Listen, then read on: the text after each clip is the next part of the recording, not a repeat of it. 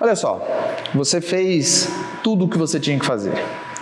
Você já entregou o imóvel para o cliente e no dia do leilão você vai de fato fazer o seu acompanhamento. Essa aula de acompanhamento ela é um misto tanto na parte da participação do leilão quanto na parte de você acompanhar a documentação do cliente. Porque olha só, o cliente, muitas das vezes que te contratou, ele nunca participou de um leilão. Então, é extremamente comum em que ele esteja um pouco inseguro, mesmo que com as suas instruções sobre a participação. Então, alguns clientes, eu já cheguei a fazer isso, eu e a minha equipe, de fazer um meeting junto com eles para participar do leilão junto com eles. É até legal, mas isso é uma coisa que demanda um tempo extremamente longo. Demora demais, porque nada, você for participar de um leilão, quando ele está com data e hora marcada, ele se estica por muito tempo, principalmente quando tem muitos lotes. Então, o que eu sugiro? Em algum caso, talvez se você tenha tempo, é até interessante, o cliente está muito inseguro, você fazer um meeting com ele e ir ali trocando ideia enquanto ele vai participando do leilão, ele vai compartilhando a tela dele, aí você fala, não, dá tanto de lance, segura, vai. É até um tipo de conteúdo que você pode criar para você mesmo, a fim de divulgar para outras pessoas, divulgar no seu Instagram, enfim. Mas, à medida que vai aumentando a quantidade de clientes, isso vai se tornando inviável, porque você tem praticamente 3 a 4 vezes leilões por semana para participar. Então, imagina se você gasta 4 horas, você não vai conseguir viver só participando de leilão. Então, o acompanhamento do leilão em si não necessariamente é um acompanhamento tão presente.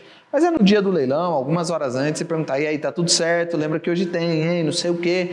Manda no WhatsApp, ó, qualquer coisa eu tô aqui, e ficar um pouco disponível, nem que seja ali esporadicamente, para responder alguma dúvida que ele possa estar tendo, alguma insegurança dele, beleza? Cliente arrematou o imóvel. Coisas importantes que você precisa fazer. Guarde a documentação com você. Peça ao cliente que guarde todas as documentações, mas guarde você também. Por quê? Já aconteceu de uma situação, era na época um imóvel da Caixa, o cliente pegou o boleto, pagou, só que ele não guardou o boleto. Quando ele foi fazer o processo de financiamento, pediram o boleto para ele.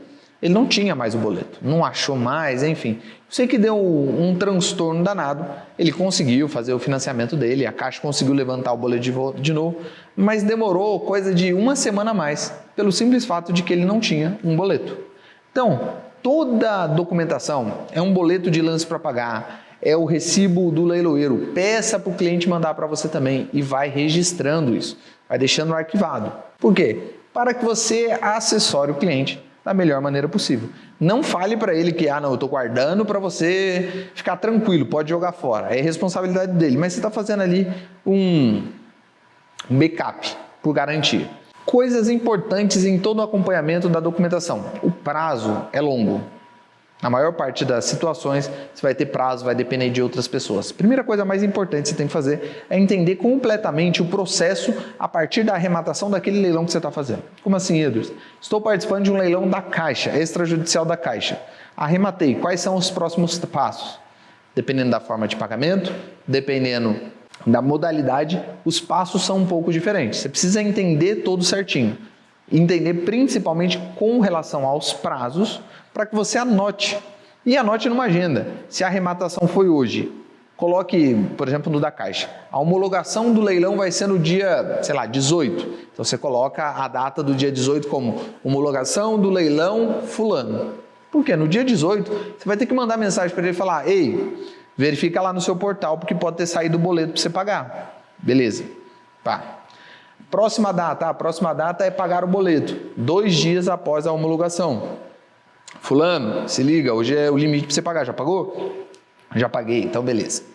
E tenha todo o processo em dia para que você possa colocar as datas no seu calendário para você lembrar de falar com o cliente. Deus, eu não preciso de calendário, eu fico lembrando na hora. Não, cara, você não lembra. É impossível você lembrar. Você vai ter vários clientes, você vai ter várias situações, cada um em uma etapa diferente. Às vezes você tem o mesmo cliente em 2 etapas diferentes. Eu tenho um cliente que está tanto em pesquisa quanto está em documentação. É difícil lembrar de tudo, então eu coloco lá a data, a próxima etapa, a próxima data que eu tenho que lembrá-lo, que eu tenho que pedir alguma informação para ele e toda a documentação que vai, ela retorna e eu peço o comprovante. Importante também, sempre que você for colocar prazos, coisas que podem ser puníveis, tenha uma data antes e verifique antes como está o andamento. Como assim, Edu? A homologação, por exemplo, vou usar o exemplo do leilão da Caixa, que ele tem menos prazos assim jogados, porque não depende de uma justiça. Agora, o leilão extrajudicial é bom porque ele tem os prazos já pré-determinados. Vamos um exemplo aqui. A homologação do leilão, você ganhou o leilão hoje, certo? Seu cliente ganhou o leilão hoje. Até a homologação não tem o que ser feito.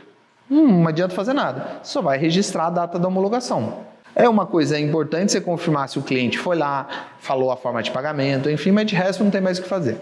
Agora, por exemplo, contrato de financiamento. Depois da homologação, depois do pagamento do boleto da entrada, até o pagamento ou a assinatura do contrato de financiamento, você tem um prazo de 30 dias, certo?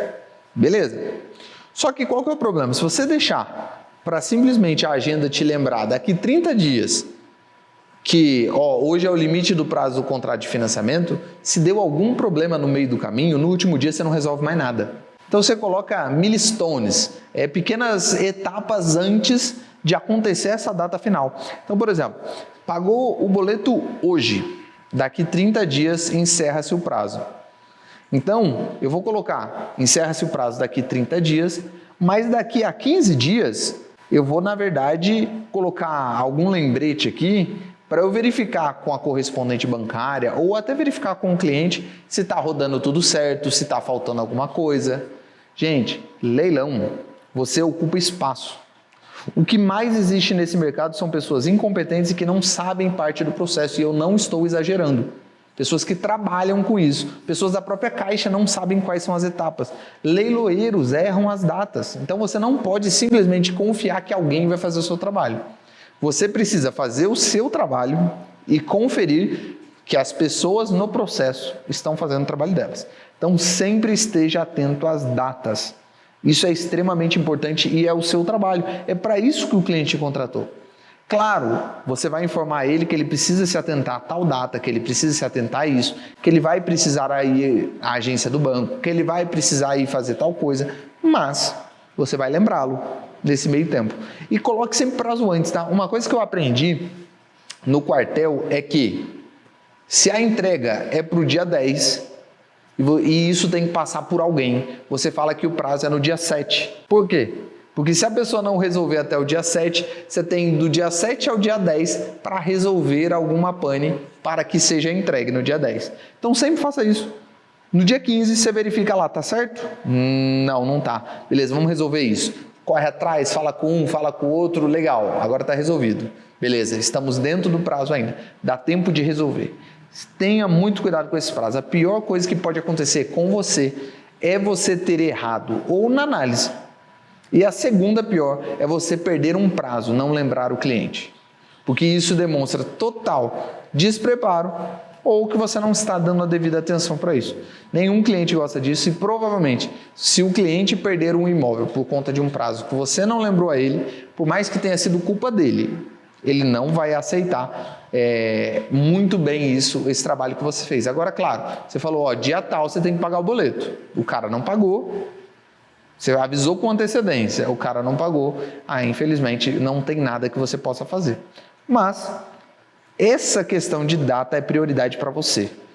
E eu diria que boa parte dos seus clientes vão passar mais tempo nessa parte da documentação do que na parte anterior. A parte anterior depende de um processo mais ativo seu. Essa parte de documentação precisa de uma parte de mais organização e menos ativo. Você vai fazer menos coisas, porém você vai ter que controlar e se organizar melhor, principalmente com prazo. Fechado? Então a gente se vê na nossa próxima aula.